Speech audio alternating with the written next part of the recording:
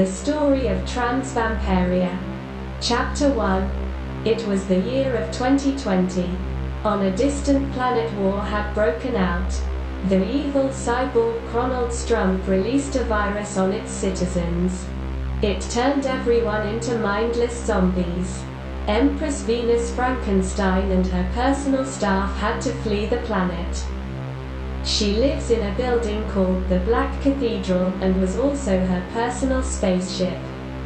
Watching the horrors destroy her beloved planet Vamperia, she flew off into space. Roaming for 5 years and after scanning many planets for intelligent life, she finally reached Earth. Madam Frankenstein, wake up, we have arrived. Sounds of mechanical footsteps and a robotic voice filled the room. It was Zerian 5000, her personal android, standing beside a large coffin-shaped isolation tube, waiting for Venus to open her eyes. Slowly Venus began to breathe and open her eyes again. She was frozen, laying naked in this self-preservation device for the last 5 years. This ice bath froze all of her hair off. But she brought her wigs with her on this journey. Where are we? She asked. This is planet Earth, Zerian said. I have landed the ship on the nearest planet they call the Moon. Venus asked with a confused look on her face. The human race, Homo sapien, mankind. I have never heard of them, Venus replied. The scanner traced a source of chosen DNA to this end of the universe, Zerian said. That is strange, maybe a descendant from one of the days of old, Venus replied. The computer is making an image right now, madam, Zerian said. Venus slowly climbed out of her ice bath coffin. Let me get your robes, Zerian said while grabbing purple robes that were hanging nearby. While Venus got dressed, Zerian also grabbed a cup of red liquid. Here you must be starving. Venus took the cup and had a drink, then she put it down on the table next to her. Give me my white long wig, she then said to her robotic assistant. Here you go, Zerian replied. Chapter 2. Let me take a look, Venus said while walking to a big screen. She is a pretty one, isn't she? I can confirm that, Zerian replied. We need to find this angel, Venus then said. She is in a place called Los Angeles, Zerian replied. All right, we must prepare, the future of our race depends on it, Venus said. Then she walked to her black velvet sofa and sat down. Venus put her wig on, then she did her makeup. There, I feel like myself again, Venus said. She turned to Zerian again and asked, is the band still on ice? You mean Vampire Sanctuary? Yes, they are still sleeping, Zerian answered. Good. Keep them that way for now, Venus replied. Will do, Zerian said. And for this Adoriana, we must take a sample of her DNA to create an army. Then if she wants, she can stay and join us, Venus said. We must make her feel welcome and not act hostile. How will you explain your plan? Zerian asked. I have my ways, Venus replied with a grin on her face. Chapter 3. Then she walked to a big window looking out on planet Earth. Tell me, what year it is, Venus asked Zerian.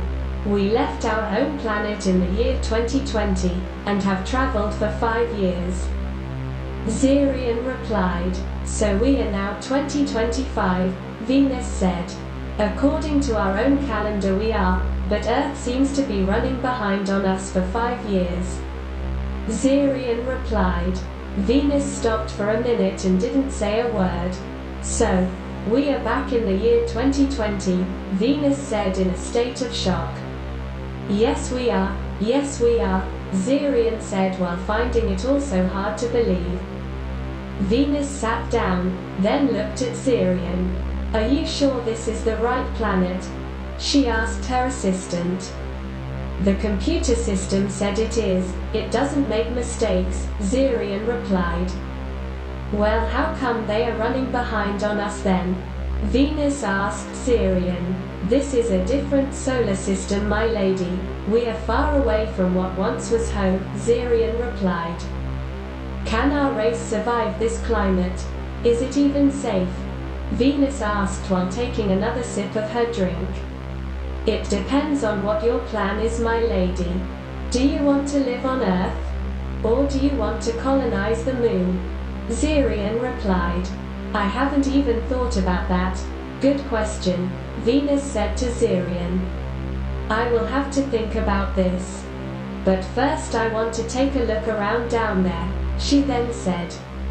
"We will have plenty of time for that when we go out looking for a Doriana," Zirian replied. "First we need to take a look around the spaceship, and wake everyone else up, then tell him the plan," Venus said. "Of course, my lady, one step at a time. We cannot afford to make mistakes," Zirian said while preparing for it. They both walked through a doorway that leads to a long corridor. On this corridor are many rooms and stairs. Venus and Zirian walked to a room with the word cryo chambers above its door. "Everyone made it in here safely?" Venus asked Zirian. "Yes. Everyone got in on time, without any complications, my lady," Zirian replied while opening the thick steel door.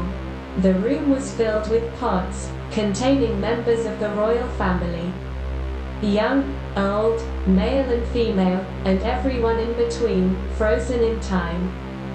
In a state of deep sleep. "I am glad everyone made it," Venus said to Zirian. Then Venus walked to a set of pods. In them were the members of Vampire Sanctuary. "Remember," Venus said to Zirian. "Yes, I know," Zirian interrupted. "They have to stay frozen," Venus winked. "Just testing your memory, my friend." "I am still as sharp as I was back on our home planet," Zirian replied while winking back. Then Zirian pressed some buttons, and most of the pods began to open. Slowly everyone awakened from their ice-cold slumber.